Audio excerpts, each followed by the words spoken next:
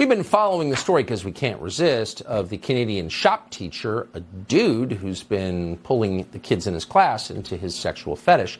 He showed up in class wearing Z-cup prosthetic breasts. And because Canada is a failed state, the school board took his side, always on the pervert side in Canada. They placed the teacher on leave only after parents threatened to sue. Most of Canadian media is ignoring this story, but there is one exception. David Menzies of Rebel News has been on this story of the teacher. He uses the name Kayla Lemieux. Menzies just spotted Lemieux at a shopping mall without the fake breasts. Watch this.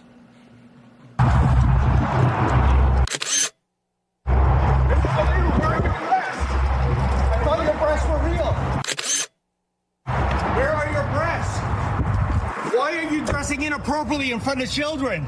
Can you believe it, folks? Like a cornered rat. He ran for the hills. He didn't even have the guts to come back to his car. He's abandoned it here. He called an Uber and he's skedaddled, well, who knows where. I wanted to get to the bottom of those boobs, if they were real or fake. We have the answer now, don't we, folks? They are fake. They're as fake as a $3 bill. Mr. Lemieux, where are your breasts? In the history of journalism, has there ever been a better question from a reporter? Probably not. David Menzies of Rebel News joins us tonight. David, thanks so much for coming on. So there was a question about his mental state. I think it's been answered by the fact he's wearing a mask outside. Is that common even in Canada now? You know what, Tucker? I think that was worn as a disguise mechanism. He put that on when he noticed we were after him. But here's the scoop, Tucker. As you know, several weeks ago, the New York Post had an exclusive interview with Kayla Lemieux, a.k.a. Kayla Lemieux, a.k.a. Busty Lemieux. I know that sounds like a vaudeville performer. But in any event, he dropped a bombshell, Tucker. Those breasts weren't made in China silicone props.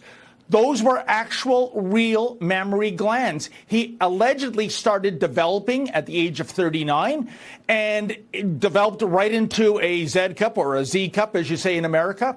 And isn't that fascinating? Because this is such a rare medical condition. The Cleveland Clinic knows of about 300 cases. Oh, by the way, they are all biological females that have this case. This is how much of a medical marvel Lemieux is. But here's the thing, Tucker. We saw him without those breasts. So it's one of two things, isn't it? He recently had those breasts amputated, or he was lying. Now, the other thing is, Tucker, for the school board to hear Lemieux say these are real mammary glands and also that he can't wear a bra because it's too uncomfortable for him, this was like a gift from God to the Halton District School Board woke joke educrats. Because for them, there was basically the thinking is this, Tucker. We can't do anything about him. It would be like firing a disabled teacher who was in a wheelchair. That would bring in human rights legislation and penalties. So we have to make do with what we have.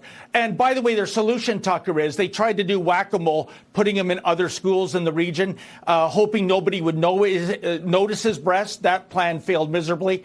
So they're on Plan C now, and that is they're paying him full salary and benefits to stay at home and do nothing. But thankfully, myself and ace cameraman Lincoln J, we caught him. The jig is up, or the jig should be up. The ball is in the Halton District's court. Let's see what they do, Tucker.